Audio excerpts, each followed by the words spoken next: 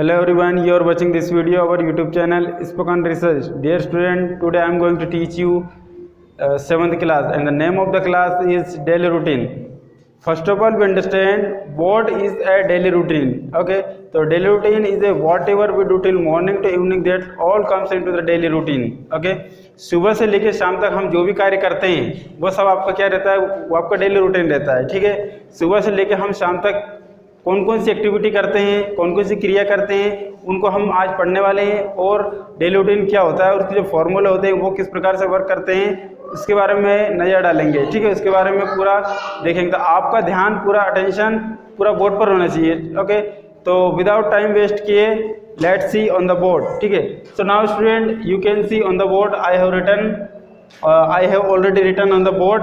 मैंने पहले से ही बोर्ड पर लिख रखा है क्योंकि वीडियो, ताकि आपकी वीडियो ज़्यादा लेंथी ना रहे, लेंथी आई मीन ज़्यादा लंबी ना रहे, इसलिए आपको पहले लिखा हुआ है कि आज जो क्लास पढ़ने वाले हैं वो है आपके डेली रूटीन वाले. ठीक है, डेली रूटीन. अब हम समझते हैं कि डेली रूटीन होता क्या है आपका. पहले तो हम ये समझते हैं कि डेली रूटीन होता क्या, आपका क्या होता है डेली रूटीन. देखिए, इसके जो वर्ड में ही इसका मीनिंग छुपा हुआ है. ठीक है, डेली, डेली मीन्स क्या होता है आपका रोज. रूटीन, रूटीन मीन्स की होती है जो हमारी आदतें हैं वो है. तो दोनों को यदि हम ऐड कर देंगे, प्लस कर देंगे, तो क्या हो जाएगा डेली रूटीन. यानी हमारी जो रोज़ की जो आदतें हैं, जो हम रोज़ एक्टिविटीज़ करते हैं, जो रोज़ की आदतें हैं, वो सारी क्या हो जाएगी, आपकी डेली रूटीन हो जाएगी. ठीक है, अब आप सोचेंगे आप सुबह से शाम तक क्या क्या करते हो. उसके बाद में सबसे पहले उठते हो, उसके बाद ब्रश करते हो, उसके बाद में आप उठने के बाद आप ब्रश करते हो, ब्रश करने के बाद आप चाय वगैरह जो भी है वो लेते हैं, चाहे उसका दोस्त के साथ घूमने बाहर चले जाते हैं, उधर से आते हैं, उधर से आने के बाद आप क्या बोलते हैं बाथिंग करते हैं, आई मीन स्नान करते हैं, स्कूल के लिए तैयार होते हैं, खाना खाते हैं. ये सभी मतलब सुबह से शाम तक जो भी करते हैं वो सारा आपका डेली रूटीन हो जाता है. देखिए, अब इसमें जो आपकी जो पहचान है, जो पहचान में आपकी जो डेली रूटीन रहेगी, वो पूरी पहचान में जो इसकी आइडेंटिफाई है, ये जो आइडेंटिफाई पहचान है, इसमें हम करेंगे ता है, ती है, ते. एक पहचान के लिए रख रहे हैं हम. ठीक है, पहचान के लिए ता है, ती है और ते हैं. देखिए, जैसे कि मैं खाता हूँ, पीता हूँ, इसमें आपका कहीं ना कहीं ता आ रहा है. इसमें जाता हूँ, बोलता हूँ, नहाता हूँ, पढ़ता हूँ, इसमें सभी कहीं ना कहीं आपका ता तीते आ रहा है इसमें. ठीक है, अब टी से आपका टाइम और डब्ल्यू से आपका वर्ड. टाइम वर्ड मतलब ऐसे वर्ड जो हमें टाइम के बारे में अनुभव कराता है और उसके बारे में बताता है, वो सब क्या कहलाता है, आपका टाइम वर्ड है. अब इसका टाइम वर्ड देखिए आप क्या होता है, डू और डज. डू और डज. अब ये देखना है आपको कि डू कहाँ यूज़ किया जाता है और ये आपका डज कहाँ यूज़ किया जाता है. ठीक है, इसको हम अच्छी तरीके से एक्सप्लेन करेंगे. इससे पहले आप एक नज़र फॉर्मूले पर डालते हैं. ओके, सो देखिए आप P I have told already कि आपका पी मीन्स होता है आपका पॉजिटिव. पॉजिटिव में आपको देखिए, इसमें ध्यान रखने वाली बात सिर्फ ये है कि इसमें आपको जो क्या बोलते हैं डूअर है, इसमें आपका डू डज इसका पॉजिटिव में नहीं आएगा. ठीक है, फिर कहाँ आएगा, तो वो आपका डू डज आपका नेगेटिव और आपका कन्फर्मेशन में आएगा. ठीक है, ये डू डज में क्या आएगा फिर, तो यहाँ पर सिर्फ ये डूअर आएंगे और उसके बाद में एक्शन है, एक्शन में आपका फर्स्ट फॉर्म आएगी. ओके, ये एक्शन में फर्स्ट फॉर्म आएगी, इसमें आपका डू डज नहीं आएगा. लेकिन हाँ, एक बात ध्यान रखना आपको जरूरी है, वो ये है कि आपका थर्ड पर्सन जैसे दिखा रहा है ही और सी, थर्ड पर्सन में साथ एक्शन में फर्स्ट फॉर्म साथ एसीआईएस आपको लगाना है. एसीआईएस कहाँ लगाना है वो भी आपकी थोड़ी देर में एक्सप्लेन करूँगा. नेक्स्ट वाला है आपका नेगेटिव. ओके, नेगेटिव देखेंगे, नेगेटिव देखेंगे ये आपका डूअर है और इसके बाद में टाइम वर्ड. टाइम वर्ड के बाद ये आपका डूअर है, इसके बाद में आ गया आपका टाइम वर्ड. टाइम वर्ड के बाद आपको क्या लगाना है, ये आपका नोट आ गया, ये आपका नोट आ गया. ठीक है, अब ये कन्फर्मेशन में क्या होता है, आपका ये टाइम वर्ड पहले चला जाता है, तो आपका ये डू डज ये कहाँ चला गया, पहले चले गया. सेकंड नंबर पे आपका क्या आ गया, सेकंड नंबर पे आपका आ गया नेगेटिव, सॉरी सेकंड नंबर पे आपका आ गया डूअर. फर्स्ट पे आ गया आपको टाइम वर्ड, सेकंड पे आ गया डूअर, इसके बाद में आ गया एक्शन और एक्शन में फर्स्ट फॉर्म. और आपको सभी क्लासों में पहले से ही बता रखा है कि एक्शन में आपका फर्स्ट फॉर्म के साथ कन्फर्मेशन में क्वेश्चन में कन्फर्मेशन में आपका क्वेश्चन मार्क लगता है. ओके, तो अब देखिए आप ये डू और डज ये कहाँ लगते हैं. ठीक है, ये डू और डज कहाँ लगते हैं, लेकिन आपको एक बार और याद दिलाना चाहते हैं, एक बार वंस अगेन, कि आपका ये डू डज ये आपका पॉजिटिव में नहीं आएगा. पॉजिटिव में नहीं आएगा, वो क्यों नहीं आएगा, क्योंकि इसमें एक रूल्स के अकॉर्डिंग ये डू डज आपका नेगेटिव और कन्फर्मेशन में ही आता है. ठीक है, ये थर्ड पर्सन के साथ एसीआईएस आता है, उसको बताएंगे. अब देखिए डू डज कहाँ यूज़ किए जाते हैं, तो इधर देखिए जो आपका ये डज है, डज, ठीक है, ये आपका थर्ड पर्सन के साथ किया जाता है। थर्ड पर्सन में देखिए आप, थर्ड पर्सन मतलब किसी भी एक चीज़ की बात की जाती है, वहाँ पर हम थर्ड पर्सन का यूज़ कर रहे हैं, इसमें डज का यूज़ करते हैं। देखिए वो क्या है, ये है, सी है, इट है या फिर नेम है, ये आपका टोटल क्या है, ये आपका थर्ड पर्सन है। इसमें क्या लगाते हैं हम, डज। जहाँ पर भी आपका टाइम वर्ड, जहाँ पर थर्ड पर्सन की बात आएगी वहाँ पर नेगेटिव और कन्फर्मेशन में हम क्या लगाएंगे, डज। और ये डू, देखिए डू हम लगाएंगे जहाँ पर एक से ज़्यादा की बात होगी, ठीक है, आई है, यू है, दे है, वी है। यहाँ ये पर यदि आता है तो आपको यहाँ पर डज लगाना है, ठीक है, क्या लगाना है आपको, डज लगाना है। ओके, जब एक की बात आएगी थर्ड पर्सन में डज लगाना है, और यहाँ पर एक से ज़्यादा की बात आएगी तो आपको डू लगाना है, ठीक है। अब देखते हैं एस या एस का कॉन्सेप्ट है, या एस या ई एस, आपका थर्ड पर्सन में एस या एस लगता है, उसको देखते हैं अब ये कहाँ पर यूज़ किया जाता है। देखिए सिर्फ एसीएस थर्ड पर्सन में ही लगेंगे, उसके बाद एसीएस नहीं लगेंगे, नेगेटिव कन्फर्मेशन में आपके नहीं लगेंगे। ओके, देखिए अब इधर कि ये एसीएस, मैंने कुछ वर्ड लिखे हैं यहाँ पर, कुछ वर्ड और लेटर लिखे हैं, जैसे कि एस है, सी एच है, एक्स है, ओ है और एस एच है, ठीक है। अब देखिए ये किस प्रकार से वर्क करते हैं आपके, देखिए जैसे कि मैंने लिखा है थर्ड पर्सन में कि वहाँ गाना गाती है, ठीक है। अब वहाँ गाना गाती है, ये आपका एक तो पॉजिटिव है क्योंकि इसमें नहीं भी नहीं आ रहा है और क्या भी नहीं आ रहा है, ठीक है, तो इसमें पॉजिटिव है। अब पॉजिटिव में और वहाँ या आपको एक थर्ड पर्सन की बात हो रही है। अब देखिए वहाँ गाना गाती है, कौन गाती है, लड़की गा रही है। यहाँ पर गाती है तो किसकी बात हो रही है, आपके गर्ल्स की बात हो रही है, लड़की की बात हो रही है।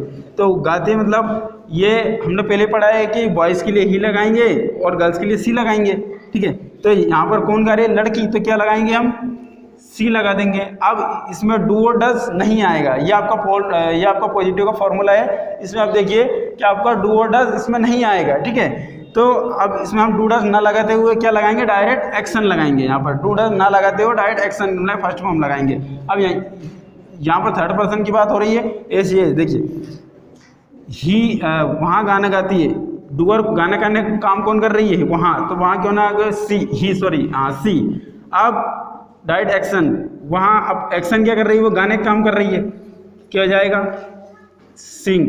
अब मुझे बताइए आप कि एस या एस में जो आपका जो एक्शन रहती है, एक्शन के लास्ट वर्ड को देखिए आप, क्या उसमें इन सभी वर्डों में जी आ रहा है क्या, इसमें इन 5 वर्डों में जी आ रहा है क्या, इसमें जी नहीं आ रहा है, ठीक है, नहीं आ रहा तो आप क्या लगाओगे, एस लगाओगे, ठीक है। सिंग क्या गा रही है, सॉन्ग। अब देखिए जैसे कि वहाँ स्कूल जाता है। अब ये नेक्स्ट सेंटेंस को देखिए, ये फर्स्ट वाला होता है, ये आपका सेकंड वाला होगा। ओके, अब देखिए इधर वहाँ स्कूल जाता है, कौन जाता है, लड़का जा रहा है। यहाँ पर भी एक की बात हो रही है आपके, और हम बॉयज़ के लिए क्या लगाते हैं, हम ही लगाते हैं। ओके, और गर्ल्स के लिए सी लगाते हैं। तो यहाँ पर बॉयज़ की बात हो रही है, क्या लगाएंगे, ही लगाएंगे, ही। अब डू डज नहीं लगाना है, ठीक है, आपका टाइम वर्ड नहीं लगाना है, क्या लगाना है, डायरेक्ट एक्शन लगाना है आपको, ठीक है। तो ही, यस, ही वहाँ जाते, कौन जा रहा है, आपका लड़का जा रहा है, तो क्या हो गया, जाने के लिए गो हो जाएगा। अब देखिए यहाँ पर एक तो थर्ड पर्सन है आपका, ठीक है, यहाँ पर लिखा है कि थर्ड पर्सन में एक्शन के साथ एस लगाते हैं, ठीक है। अब देखिए यहाँ पर गो है। अब देखिए लास्ट लेटर जो आपका लिखा है एक्शन का, इनमें सभी में देखिए कि इसमें ओ आ रहा है क्या, सभी जब 1 2 3 4 5 लेटर में देखिए इनमें कहीं पर आपको ओ आ रहा है क्या, तो आप बोलोगे यस सर आ रहा है इसमें। तो आप यदि आ रहा है तो आपको क्या लगाना है, यस लगाना है, ठीक है। गोज कहाँ जा रहा है, टू स्कूल, ठीक है, ये वाला है। आप देखिए इधर अब अच्छी तरीके से समझ गए होंगे कि यदि आपका थर्ड पर्सन में, ठीक है, थर्ड पर्सन में कोई आता है, थर्ड पर्सन में ये 5 लेटर यदि आ रहे हैं, ठीक है, तो आपको यस लगाना है, और नहीं आ रहा है थर्ड पर्सन में तो ओनली एस लगाना है। सिर्फ थर्ड पर्सन की बात होगी।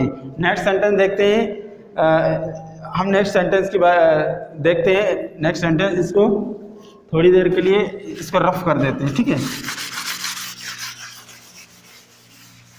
इसको रफ कर देते हैं, देखिए, ठीक है, ये रफ कर देते हैं। अब देखिए कि मैं किताब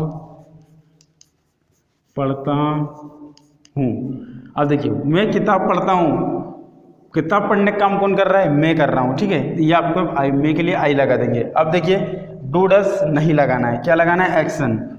डूअर एक्शन क्या कर रहा है, पढ़ने का काम, रीड। अब मुझे बताइए जो एक्शन आपका रीड है, इसके लास्ट लेटर में क्या है, डी। ये डी इन 5 लेटर में कहीं पर आ रहा है क्या, देखिए ACH मतलब नहीं आ रहा है, तो क्या लगाना है आपको, कुछ भी नहीं लगाना है, ठीक है। इसमें एस भी नहीं लगाना है, एस भी नहीं लगाना है, ठीक है। तो क्या लगाना है फिर, रीड। में आपका डूअर हो गया, डूअर डस नहीं आएगा, एक्शन आएगी, रीड क्या पढ़ रहा है, बुक। ये आपका बुक आ गया, ठीक है, ये आपका बुक आ गया। तो इस प्रकार से देखिए कि एस या एस आपका थर्ड पर्सन में लगता है, ठीक है। थर्ड पर्सन में यदि 5 लेटर आ रहे हैं तो एक्शन के लास्ट में तो एस लगाना है, और नहीं आ रहा है तो एस लगाना है। अब यह आपका एक से ज़्यादा की बात हो रही है। अब देखिए अब नेगेटिव की बात देखिए, नेगेटिव में कि इसको ले लें कि मैं किताब नहीं पढ़ता हूँ, ठीक है। इसको देखते हैं, यहाँ पर हम लगता है नहीं, ठीक है, मैं किताब नहीं पढ़ता हूँ। अब देखिए ये आपका नेगेटिव का हो गया, ठीक है। ये नेगेटिव का मैं नहीं पढ़ता हूँ तो क्या हो जाएगा, आई डू। अब देखिए यहाँ पर हमने आई के साथ क्या लगाया, और यहाँ पर भी बताया गया है कि आई के साथ आपको क्या लगाना है, डू लगाना है, ठीक है। यू आ रहा है तो भी, और फिर भी, और दे आ रहा है फिर भी, और भी आ रहा है फिर भी, ठीक है। तो आई मैं किताब नहीं पढ़ता हूँ, तो I do not read book. ये अच्छी तरीके से आई होप कि आपको समझ में आ रहा होगा। कन्फर्मेशन देखिए, कन्फर्मेशन हमारे क्या है, डू डस पहले चला जाता है, तो देखिए आई इसके बाद में इसमें टाइम वर्ड क्या लगाया हमने, डू, तो क्या ये डू पहले आ जाएगा, थर्ड नंबर पर डूअर आ जाएगा। अब देखिए ये रीड आपका थर्ड नंबर पे आ जाएगा, और ये एक्शन एरिया, ठीक है, क्या पढ़ रहा है, बुक। जब बुक आपकी ऑब्जेक्ट आ जाएगी, और लास्ट में क्या लगाना है, रूल्स के अकॉर्डिंग क्वेश्चन मार्क लगाना है, ओके। तो स्टूडेंट आपको आई होप कि वीडियो अच्छा लग रहा होगा, और अच्छा लग रहा होगा, और इसके बाद में कुछ समझ में भी आ रहा होगा क्लास, ठीक है। डेली रूटीन में क्या करते हैं, डेली रूटीन में वही सभी है कि हम सुबह से शाम तक जो भी काम करते हैं वो आपका पूरा क्या हो जाता है, आपका डेली रूटीन हो जाता है, ठीक है।